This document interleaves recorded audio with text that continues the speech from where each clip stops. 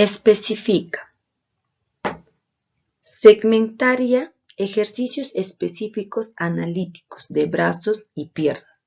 Oculosegmentaria, lanzamientos variados con una mano, con la otra, con un pie, con las dos manos. Golpeos con diferentes partes del cuerpo de las rodillas, los hombros o los codos. Diferentes formas de recepcionar con una mano, con dos o con los pies o con las piernas. Saltos sobre obstáculos, objetos y similares.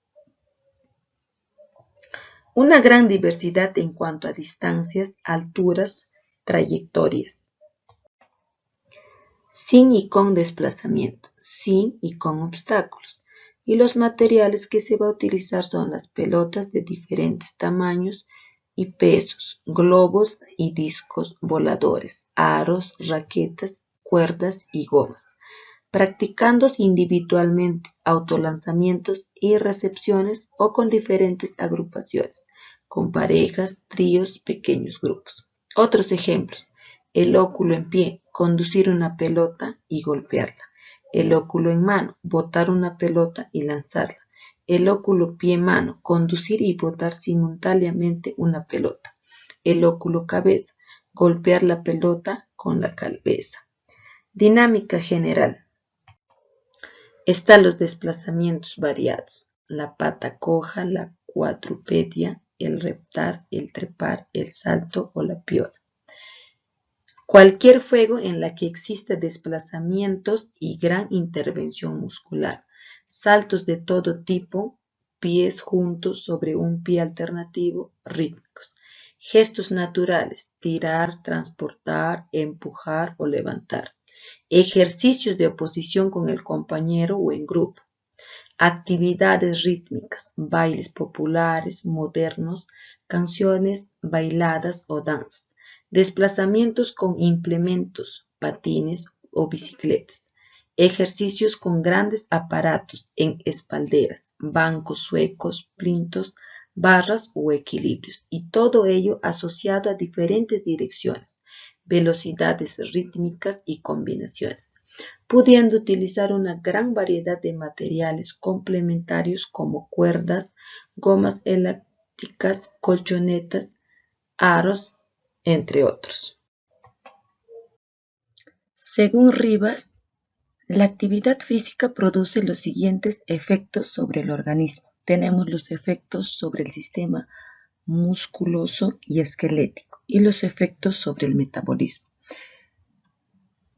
El ejercicio físico hace que los músculos tengan que trabajar contra cargas mayores que las habituales y de manera repetitiva frecuentemente. Esto ocurre durante la carrera, el salto, el tiro de objetos, el levantamiento de pesas. En general, se puede decir que en cualquier circunstancia en que se asume el peso a mover o modifique la palanca o el momento de fuerza, el músculo está siendo sometido a un trabajo extra. Ante estas situaciones crónicas, el sistema muscular responde aumentando sus recursos energéticos, es decir, desarrollando nuevos vasos sanguíneos que aporten y drenen más sangre a los músculos que trabajan, sintetizando más mitocondrias, enzimas y proteínas musculares que permiten un mayor aprovechamiento metabólico de los principios inmediatos y finalmente consiguiendo una mayor disponibilidad de energía mecánica para la realización del trabajo solicitado. Este proceso termina por proporcionar músculos mayores en número y tamaño de las fibras que necesitan de fuertes inserciones óseas, fuertes tendones y fuertes huesos que soporten las grandes tensiones. Durante el proceso del crecimiento, aún sin necesidad de cargas extremas, los huesos van creciendo en longitud y por lo tanto en peso. Esto hace que los músculos tengan que contraerse contra cargas mayores, hasta que finalmente se adapten a la nueva situación. Al mismo tiempo, las inserciones osteotendinosas tardan tiempo en modificarse, lo que frecuentemente da lugar a los malos alineamientos de ejes y alteraciones del ángulo entre el hueso y el ecuador muscular, y al estrés de la región de inserción tendinosa. región que por ser de transmisión entre el tendón al cartílago o de cartílago mineralizado a corteza ósea, presenta una pobre vascularización sanguínea, lo que le hace vulnerable a lesiones por estrés. También tenemos los efectos sobre el metabolismo.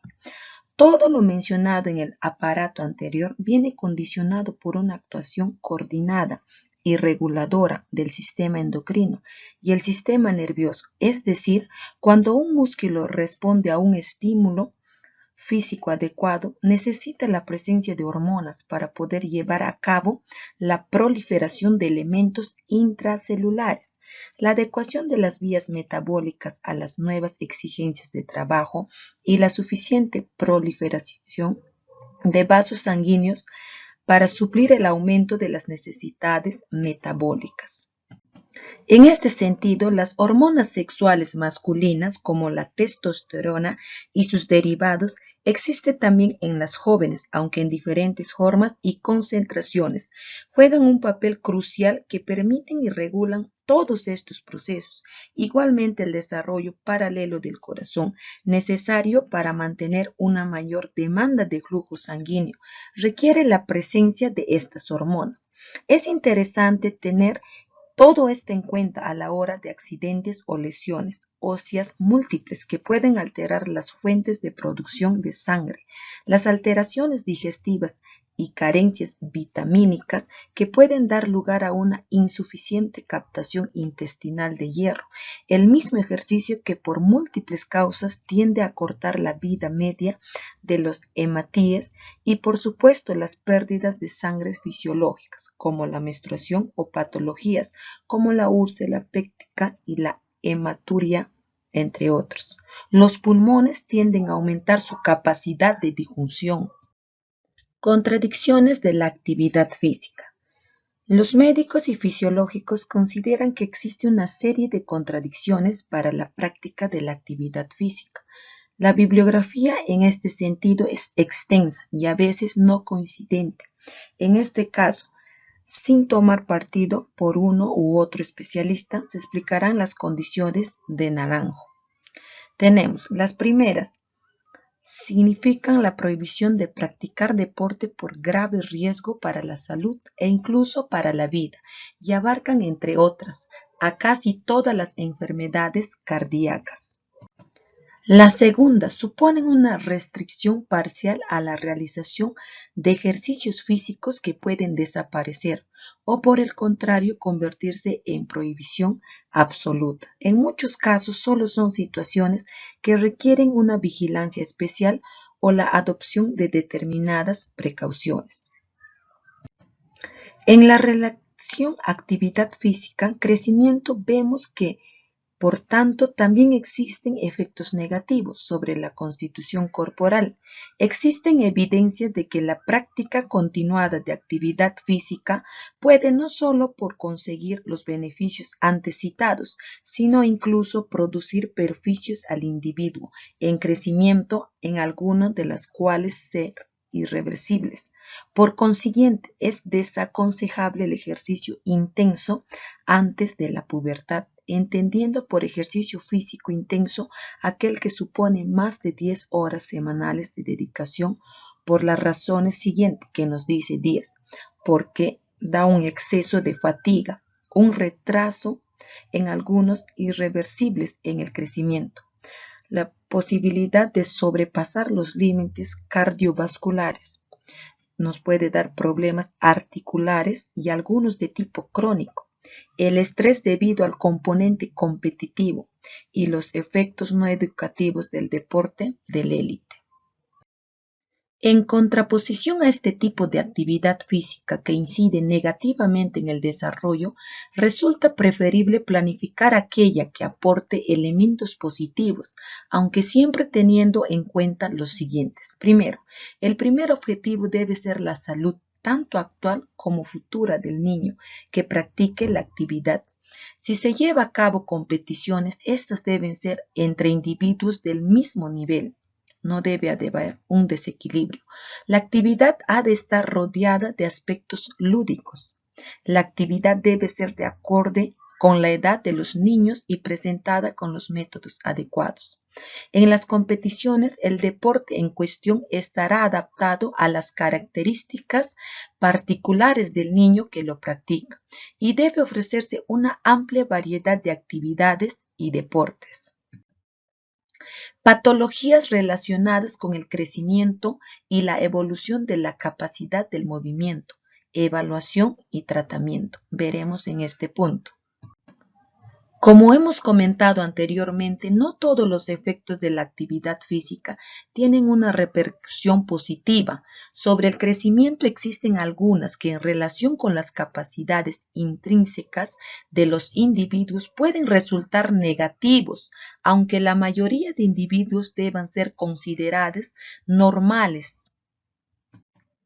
Aunque la mayoría de individuos deban ser considerados, existe una pequeña minoría predispuesta a padecer alteraciones en el proceso de desarrollo. Si no se toman las medidas adecuadas en la realización de actividades físicas, estas alteraciones pueden restringir temporalmente la práctica de actividades físicas. Es lo que algunos autores denominan enfermedades evolutivas. Las formas más comunes de alteraciones asociadas al proceso de crecimiento se manifiestan en zonas determinadas, fundamentalmente la columna vertebral, las caderas y las rodillas. Es pues importante mantener las debidas precauciones en la práctica de actividades físicas y presentar una especial atención a la detención precoz de estas posibles afecciones. Alteraciones relacionadas con el aparato locomotor. Enunciaremos los elementos que forman el denominado aparato locomotor para situar correctamente tales alteraciones. Tenemos los elementos estáticos, que son los huesos, los cartílagos, los sinoviales, las cápsulas, vainas, vasos, nervios y tendones. Y también tendremos los elementos dinámicos, que son las fibras musculares. Ahora veremos las enfermedades evolutivas, a las que se refiere algunos autores como Balvis, Margaret. Nos dicen que son aquellas determinadas por condiciones individuales que predisponen a alteraciones en el proceso normal del crecimiento y que pueden afectar temporal o totalmente a la práctica de actividades físicas o generalmente son el educador y el técnico quienes primero perciben sus efectos en los niños. Citaremos únicamente las asociadas a zonas óseas encargadas del sostén del cuerpo, como las que corresponde a la columna vertebral, a las caderas, a las rodillas principalmente. Veremos, como podemos ver en el cuadro, veremos el osteocondrosis. La descripción es de origen desconocido, pero asocia una alteración vascular que provoca una necrosis en la epífisis ósea y una fibrosis en la metáfisis. Suele aparecer entre los 5 y los 7 años y entre los 10 y los 13 años. Es algunos periodos en los que se produce el crecimiento. La sintomatología. ¿Qué síntomas produce? La aparición gradual del edema sin dolor, el aumento de la sensibilidad en la epífisis, limitación del movimiento y en ocasiones espasmos musculares, deformaciones que delatan la presencia de dicha alteración. ¿Qué evaluación se da? Por parte del médico especialista, el diagnóstico precoz resulta muy importante, ya que la práctica de actividades físicas puede agravar el problema. Entonces, ¿qué tratamiento requiere? Según la prescripción del traumatólogo, adaptaciones curriculares específicas. Tenemos la osteocondritis del tubérculo proximal de la tibia. Descripción, también llamada alteraciones de Osgood-Schlatter, es una enfermedad que se ubica en la tuberosidad anterior de la tibia, lugar de intersección del cuádriceps. ¿Qué síntomas? Aparece entre los 9 y los 14 años y suele acompañarse de una gran sensibilidad en la zona ante los movimientos de extensión vigorosa de la rodilla o bien a realizar la acción de arrodillarse, movimientos estos que agrava la lesión. Evaluación por parte del médico especialista. El tratamiento en el proceso educativo se registra la práctica de actividades físicas en la fase más activa de la alteración, las adaptaciones curriculares específicas. También veremos la osteocondritis deformante de cadera juvenil. Descripción. También llamada enfermedad de Lecq-Calvin, en la zona femoral proximal. La sintomatología se produce en niños de entre 5 y 7 años y conlleva un acortamiento del cuello, del fémur y un aplanamiento de la cabeza femoral y es por ello sumamente vulnerable al esfuerzo y las fuerzas compresivas. La evaluación debe darse un tratamiento en el proceso educativo y por parte del médico especialista las actividades físicas que involucran la articulación de la cadera están contraindicadas y las adaptaciones curriculares específicas. También está el épifis vertebral o enfermedad de Scheuermann. Descripción. Afecta fundamentalmente a los centros secundarios de osificación de los cuerpos vertebrados. Aparece entre los 12 y los 17 años y de forma más frecuente se da en las niñas.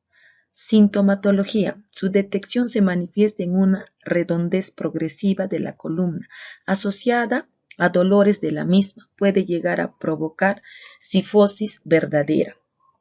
Evaluación. Se requiere de un tratamiento en el proceso educativo y por parte del médico especialista su diagnóstico debe ser precoz. Y las restricciones de algunas actividades físicas como el ciclismo, según la prescripción del traumatólogo, adaptaciones curriculares específicas. Alteraciones debido a una incorrecta actitud postural. A continuación describiremos alteraciones debidas a causas diversas, pero entre las cuales una de las más importantes es la incorrecta actitud postural, en especial en las alteraciones de la columna vertebral. Las más frecuentes son la lordosis lumbar, la cifosis dorso-lumbar y la escolosis dorso-lumbar. Veremos la lordosis. Descripción. Normalmente llamada hiperlordosis lumbar, consiste en el aumento de la lordosis fisiológica, puede ser congénita o constitucional, pero la más frecuente es la hiperlordosis de posición, sin malformaciones y debido a un incorrecto equilibrio de posición de la pelvis, a menudo a causa de una insuficiencia abdominal que se fija progresivamente. ¿Cuáles son los síntomas? La hiperlordosis está a menudo comprometida a una cifosis dorsal o puede ser ella misma una posición de compensación de una cifosis importante. La cifalordosis en las hiperlordosis en posición se debe distinguir entre la hiperlordosis lumbar clásica con desequilibrio de la pelvis en anteversión y la hiperlordosis con desplazamiento hacia atrás del raquis y una antepulación de la pelvis. La evaluación se debe dar por parte de un médico especialista y el tratamiento en el proceso educativo, según la prescripción del traumatólogo, la realización de ejercicios de rehabilitación y, si son posibles, las adaptaciones curriculares específicas. La escoliosis. Descripción. Charrier define la auténtica escoliosis como una desviación lateral del raquis asociada a una deformación de las estructuras óseas que evoluciona en los 3 planos del espacio a los que se añade la rotación de los cuerpos vertebrados. Sistomatología. Produce deformidad en la columna, molestias en las espaldas y cinturas. La evaluación debe ser por parte de un médico especialista. Podemos considerar como escoliosis toda desviación lateral del raquis, que a partir de los 30 grados de desviación lateral puede ser calibrada como de cierta gravedad. El tratamiento en el proceso educativo, según la prescripción del traumatólogo, la realización de ejercicios de rehabilitación si son posibles y las adaptaciones curriculares específicas. Alteraciones relacionadas con la evolución de la capacidad del movimiento. Se entiende por parálisis la pérdida de la movilidad voluntaria en una parte del cuerpo, producida por una enfermedad o lesión en cualquier punto a lo largo de la vía motora nerviosa, que discurre entre el cerebro y la fibra muscular. Pueden ser consecuencia de lesión, envenenamiento, infección, hemorragia, oclusión de los vasos sanguíneos o tumores. En ocasiones se debe a una deficiencia congénita en el desarrollo de los nervios motores. La parálisis permanentemente se produce por lesión externa de las células nerviosas o de un tronco nervioso. Las células nerviosas con lesión grave no se pueden regenerar. Las parálisis transitorias o incompleta, denominada paresía, es producida con frecuencia por infecciones, traumatismos o tóxicos que suprimen durante un tiempo la actividad motora, pero no producen lesiones graves en las células nerviosas. Debido a que la mayoría de los nervios motores de cada mitad del cerebro inervan el lado opuesto del cuerpo, las lesiones en una parte del cuerpo suelen producir parálisis en el lado opuesto del cuerpo. Según las extremidades afectadas, encontramos distintos tipos de parálisis. Uno, que es el parálisis de una extremidad, la monoplegia. El parálisis de dos extremidades del mismo lado, que es la hemiplegia.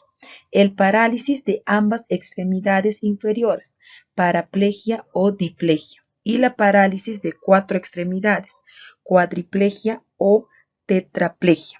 A veces la parálisis originada en el cerebro puede ser de tipo flácida. Esto es, los músculos afectados pueden estar blandos, débiles, reflejados y sin reflejo normal.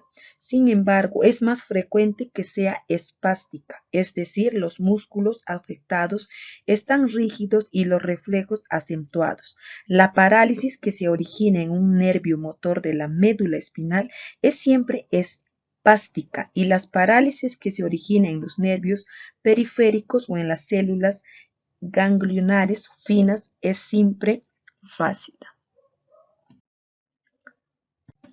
Entre los estados paralíticos bien conocidos están la poliomielitis, antes conocida como parálisis infantil, la parálisis cerebral y la esclerosis múltiple. La parálisis transitoria se tratan eliminando la causa subyacente. La parálisis permanentes pueden mejorar aplicando técnicas apropiadas de fisioterapia o rehabilitación. Ahora veremos la poliomielitis, esta enfermedad infecciosa viral del sistema nervioso central en que en muchos casos provoca como secuela una parálisis. La mayor incidencia se produce entre los 5 y los 10 años, denominándose en este caso parálisis infantil, que se da mayormente en los niños. La parálisis cerebral, término que engloba todos los trastornos no progresivos de la función motora, debidos a una lesión cerebral permanente, producido durante el nacimiento. Entre el 0.1 y el 0.2% de los niños padecen alguna forma de parálisis cerebral. En el caso de bebés prematuros o de bajo peso, esta cifra aumenta al 1%. La causa específica de la mayor parte de los casos de parálisis cerebral es desconocida. La lesión cerebral puede producirse antes, durante o al poco tiempo del nacimiento. Los factores prenatales que se han relacionado son las infecciones maternas, sobre todo la rubiola, la radiación, la anoxia, el déficit de oxígeno, la tosemia y la diabetes materna. Las causas implicadas en el momento del nacimiento son los partos traumáticos, la anoxia, los partos prematuros y los partos múltiples. En este caso, el bebé nacido en el último lugar, el que tiene más riesgo. El grupo de causas postnatales incluye las infecciones y los tumores cerebrales, los traumatismos craneales, la anoxia y las lesiones vasculares cerebrales. Las parálisis cerebrales se han dividido en 4 categorías. Entre las principales tenemos en la parálisis cerebral espástica, la parálisis atestósica, la parálisis cerebral atásica y las formas mixtas. Primero, en la parálisis cerebral espástica, los músculos están paralizados y rígidos. Es la forma más frecuente ya que supone el 70% de los casos. La hemiplegia, que afecta a ambas extremidades de un lado, y la diplegia, que afecta a las 4 extremidades, que en mayor medida a las piernas, son manifestaciones frecuentes y los niños con afectación leve pueden tener una limitación solo en ciertas actividades como es la carrera. Tenemos la parálisis atestósica. Es poco frecuente, pero representa el 20% del total de los pacientes con parálisis cerebral. Se caracteriza por movimientos lentos, involuntarios de las extremidades o del tronco y la raíz de los miembros. Pueden aparecer también movimientos violentos, semejantes a los que se observa en pacientes con corea. Estos dos tipos de movimientos se acentúan en situaciones de tensión emocional y pueden desaparecer durante el sueño. La parálisis cerebral atáxica se caracteriza por la debilidad y alteraciones del equilibrio y de la coordinación. Y por último, las formas mixtas son frecuentes y combinadas de aspectos de los anteriores. También son posibles alteraciones de la visión, crisis convulsivas y retraso mental. Veremos también las patologías relacionadas con el crecimiento, donde veremos el enanismo, el gigantismo y el cretinismo. El enanismo es una condición que se caracteriza por una estatura inferior a los 1,27 metros. Algunos enanos no han sobrepasado los 64 centímetros. Al alcanzar la madurez esquelética, la primera causa de talla baja son las alteraciones genéticas. La segunda causa es las carencias afectivas y a continuación los trastornos endocrinos y ortopédicos, como las displasias. El gigantismo. El crecimiento desmesurado, en especial en los brazos y en las piernas, acompañado de correspondientes crecimiento en estatura de todo el cuerpo, cuando aparece en la infancia antes que la osificación normal haya finalizado su origen. Suele estar en una sobreproducción de la hormona del crecimiento de la hipófisis anterior. Los defectos hereditarios que impiden la osificación normalmente durante la pubertad y por tanto permiten que el crecimiento continúe, puede producir también gigantismo, debido a que la hormona del crecimiento disminuye la capacidad de secreción de las gónadas. El gigantismo suele estar acompañado del debilitamiento de las funciones sexuales y recibe entonces el nombre de gigantismo eunucoideo. Sin embargo, puede haber gigantismo sin estas alteraciones sexuales. Los individuos afectados por cualquier tipo de gigantismo presentan debilidad muscular.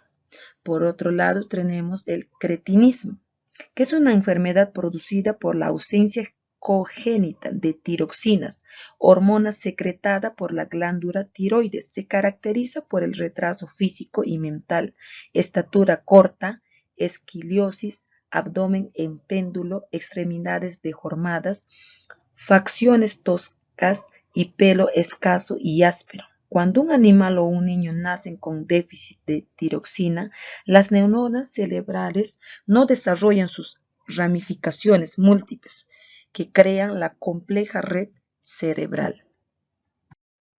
El tratamiento dentro del proceso educativo. Al igual que en el caso de las parálisis, será el especialista médico quien valore el grado de afectación y discapacidad del afectado. Toda la atención por parte del profesor será teniendo en cuenta el informe médico. Igualmente los ejercicios recomendados, si lo hubiera, serán bajo prescripción del médico especialista.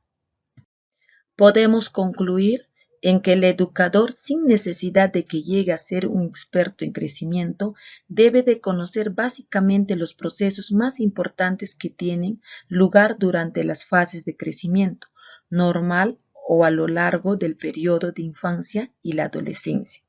Y en general se puede decir que las condiciones genéticas de un individuo son determinantes para la obtención de un desarrollo óptimo de sus capacidades físicas.